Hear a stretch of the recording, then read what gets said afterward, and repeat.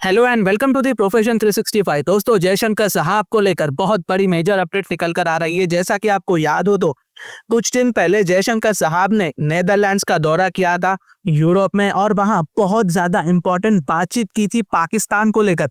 Basically Jaishankar साहब चाहते थे कि नेदरलैंड्स पाकिस्तान को इंपॉर्टेंट डिफेंस इक्विपमेंट ना दे, वो भी जब ऑपरेशन सिंदूर चल रहा हो। चलिए इस टॉपिक के बारे में डिटेल में हम समझने की कोशिश करते हैं। आज हम एक बहुत ही इंटरेस्टिंग और इम्पोर्टेंट टॉपिक पर बात करने जा रहे हैं। नेदरलैंड्स यानी हॉलैंड पाकिस्तान को हथियार क्यों बेच रहा है, जयशंकर साहब ने क्या किया और इसे भारत को क्या दिक्कत है। चलिए पूरी स्टोरी को शुरू से समझते हैं सिंपल शब्दों में, ठीक है ना। सोचो आपके पास एक पुराना दोस्त है, ठीक है, जो आपको कभी कभी अपनी पुरानी चीजें बेचता रहता है, ठीक है, जैसे साइकिल हो गया, बुक्स हो गया या गैजेट्स हो गए।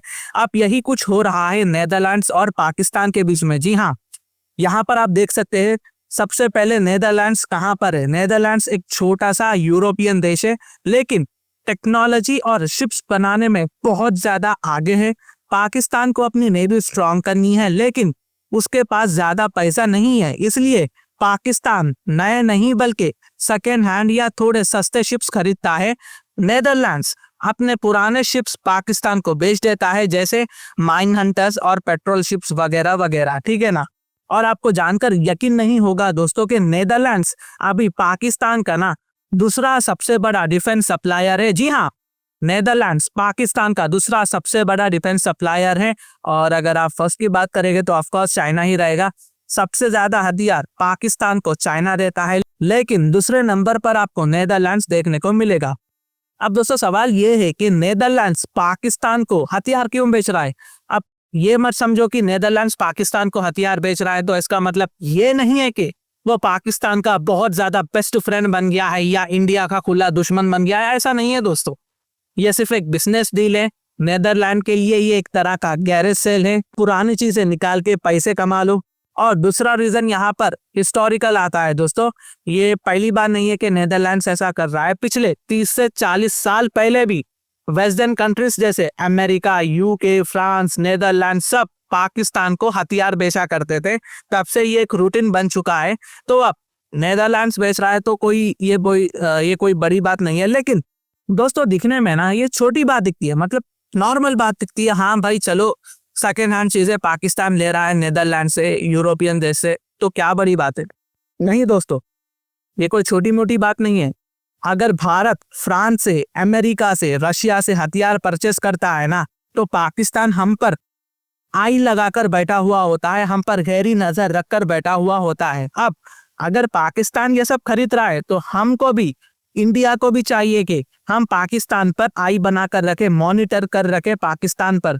और दोस्तों इंडिया को प्रॉब्लम क्या है इससे? इंडिया को दिक्कत इसलिए है क्योंकि पाकिस्तान इन शिप्स को अपने नेवी में यूज करता है। इंडिया चाहता है कि समंदर में भारत का पावर सबसे ज्यादा रहे, ताकि रीजनल स्टेबिलिटी मेंटेन रहे, चाइना को काउंटर करते रहे और कोई भी पाकिस्तान को स्ट्रॉन्ग ना करे, क्योंकि पाकिस्तान ऑफ कोर्स टेरर फैलाता है। इसलिए इंडिया नेदरलैंड्स को बोलता है कि भाई प्लीज आप चाहे तो किसी और को हथियार बेच दो, लेकिन प्लीज आप पाकिस्तान को हथियार मत दो।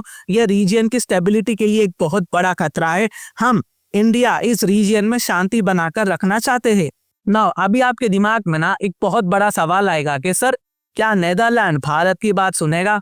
तो देखिए जी, नेदरलैंड्स को भी पता है कि इंडिया एक बहुत बड़ा मार्केट है। नेदरलैंड्स का इंडिया के साथ ट्रेड पाकिस्तान से कई गुना ज्यादा है। नेदरलैंड भी चाहता है कि वो इंडिया के साथ बिजनेस करे, स्पेशली डिफेंस सेक्टर में। तो आने वाले टाइम में हो सकता है कि नेदरलैंड्स पाकिस्तान को हथियार बेचना कम कर दे, या फिर हो सकता है कि बंद भी कर दे। तो अब समझ में आ गया होगा कि जयशंकर साहब ने नेदरलैंड का विजिट क्यों किया था, वो भी ऑपरेशन सिंदूर के टाइम। अब सीधा सा मतलब यह है कि नेदरलैंड पाकिस्तान को हथियार बेच रहा है, ठीक है, क्योंकि पुरानी आदत है, बिजनेस का मामला है, इसलिए वो बेच रहा है। लेकिन हम इंडिया अपनी सिक्योरिटी को ध्यान में रखना अच्छी तरीके से जानते हैं। लेकिन हमें यह भी बात नहीं भूलनी चाहिए कि नेदरलैंड का कोई पर्सनल लेना देना नहीं है पाकिस्तान के साथ। ना वो पाकिस्तान का सपोर्टर है, ना इंडिया का दुश्मन है। हम नेदरलैंड की बहुत ज्यादा इज्जत करते हैं। तीसरा, इंडिया अपनी इकोनॉमी, पावर और डिप्लोमेसी से ये रिश्ता धीरे धीरे कम करवा सकता है, ठीक है। अभी के लिए जो नेदरलैंड पाकिस्तान की जो लव स्टोरी चल रही है ना, उसको इंडिया धीरे धीरे कम करवा कर खत्म कर सकता है। हम कर सकते हैं गाइस। तो दोस्तों इसमें कोई बड़ी कॉन्स्पिरेसी नहीं है। अक्सर मुझे न्यूज़ देखने को मिल रही थी तो मैंने सोचा कि चलो भाई इस पर एक प्रॉपर डेडिकेटेड वीडियो आनी चाहिए, तो मैंने बना दिया। सिर्फ बिजनेस और पुरानी आदत का मामला है, ठीक है। नेदरलैंड अभी जो पाकिस्तान से कर रहा है ना, सिर्फ ये बिजनेस का मामला है, लेकिन नेदरलैंड को हमारी टेरिटोरियल सिक्योरिटी का भी ध्यान रखना चाहिए। ये बात हमें नेदरलैंड्स को याद दिला दिया है। तो ये कुछ अपडेट्स थी जो मैंने आप तक लाया है। अगर मेरी वीडियो इन्फॉर्मेटिव दिखे तो इंटरनेशनल अफेयर्स के लिए आप मेरे चैनल को सब्सक्राइब कर सकते हैं। Thank you for watching, thank you for listening and I always say God bless you all.